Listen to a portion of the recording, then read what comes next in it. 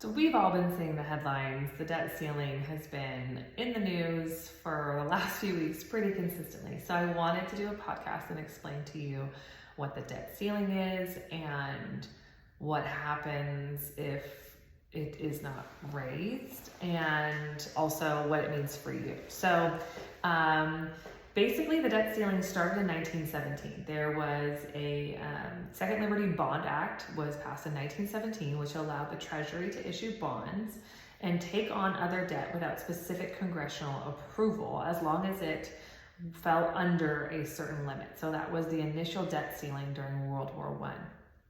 Now, since that passed, there has been 78 times that Congress has had to revise, suspend, or raise the debt ceiling, basically allow the US to take on more debt than before. So that has changed 78 times since World War I. That's been a lot. That's actually, I guess that makes you think, at least at this point in time, this is not new. This is something we have seen a lot of times. So all these headlines, they are not new. This has happened before. So basically what it means, to break it down, is that the US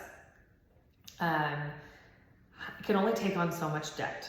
Now, the reason the US is taking on debt is because they spend a lot more than they make. So actually, an interesting fact is that the US runs at a deficit of about $1 trillion on average every single year, meaning they are spending on average $1 trillion more every year than they are bringing in through taxes and other revenue. So they make that up through borrowing. They have to borrow in order to make up the difference.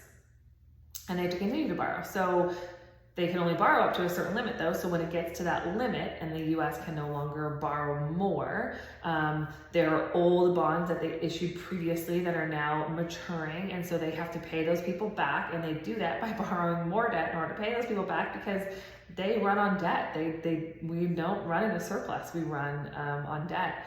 And so what happens is, if we reach the debt ceiling, they aren't able to borrow more debt to pay off old debt, then they have to default on those loans, meaning then that their credit is lowered, so they become seen as a safe place to lend your money, because their credit has now lowered. They're not as safe. They're more risky, which is really not good for a country to be lowered like that. And then that means interest rates are probably going to have to be higher. Borrowing costs have to be higher in order to make up that difference.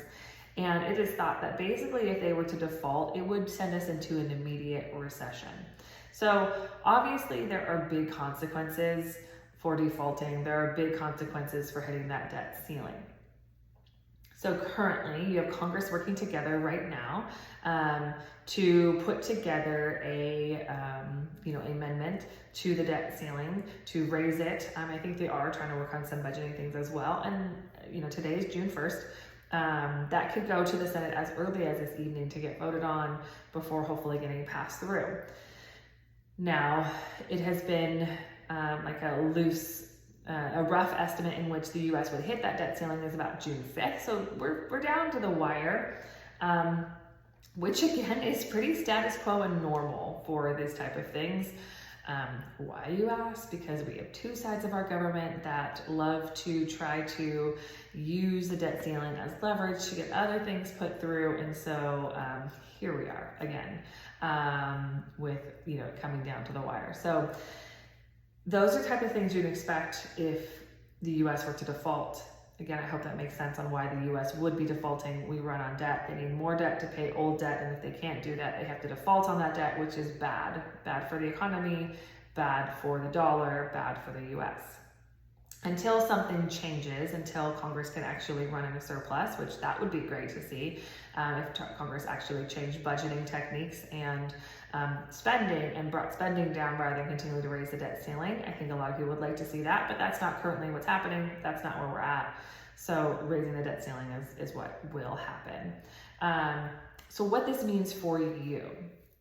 Really nothing. If they change the debt ceiling, other than the fact that, we just continue to add on crazy amounts of debt, it doesn't really change anything for you if that gets passed through. Now, if that doesn't get passed through and the US has to default, which is a very unlikely scenario. But let's say that happens. The US defaults, credit ratings get lowered, and we are into immediate recession. Now, hopefully, you are prepared for a recession, because if there has ever been talk of a recession, it has been for the last, I don't even know, year and a half, or basically since COVID, that another recession would come. Here we are. Basically, if you know, financial professionals believe that we'll hit a recession by the end of the year or early next year. That's debt ceiling issue aside. Now, if that gets sped up because the debt ceiling agreements cannot be made, you should still be already prepared for recession, because this has been like the most anticipated recession since, I don't even know, I think it's like 1937 or something. Basically, we've known this is coming. We've known a recession is coming. So you should already be prepared for a recession. And we've been talking about a lot about that in the webinars I put on as well, on how to prepare for a recession. But basically, in short, the way you should be prepared for a recession would be having your budget dialed in, so not being like the U.S. government, making sure you are bringing in more than you're spending, know your surplus, and have your debt dialed in. Your budget dialed in. So after that, you should have an emergency fund of 3 to 6 months. If you're an entrepreneur or commission-based only, maybe 6+ months, 6 to 9 months. You should have been saving extra cash for opportunity. Recessions are absolutely full of opportunity to purchase things. It's a great time possibly to purchase a car if you need to purchase a new car, or even furniture. Anything that you might know you need in the near future. A recession is a great time to purchase it if you have cash on hand, because things go on sale. Maybe even a new home. Have cash on hand for opportunity. There's plenty of opportunity during recession. And even if that opportunity is just investing that cash into the market when share prices are even further down, great, perfect. That is opportunity. Have cash on hand for extra opportunity.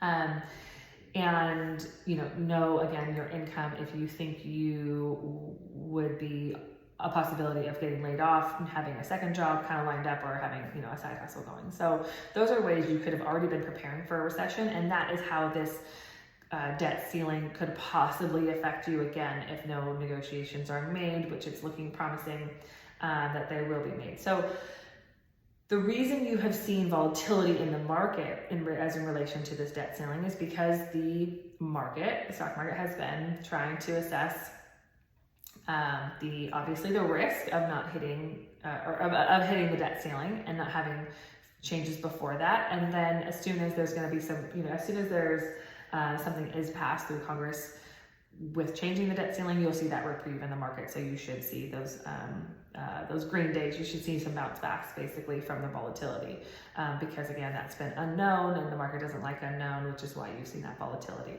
So hopefully that gives you a better understanding of the debt ceiling, how it works, and how it affects you. Like I said, this is pretty status quo at this point. We've seen this happen a lot. It normally comes down to the wire. We've seen that happen a lot. So it's no reason to panic. It's no reason to be super unsettled, and we will see how it plays out, but I am confident it will get adjusted, and we will be back to normal next week and be able to talk about the next new thing. But that has been in the headline, so hopefully, again, you have a further understanding. And thanks, and we'll be back next week with another one.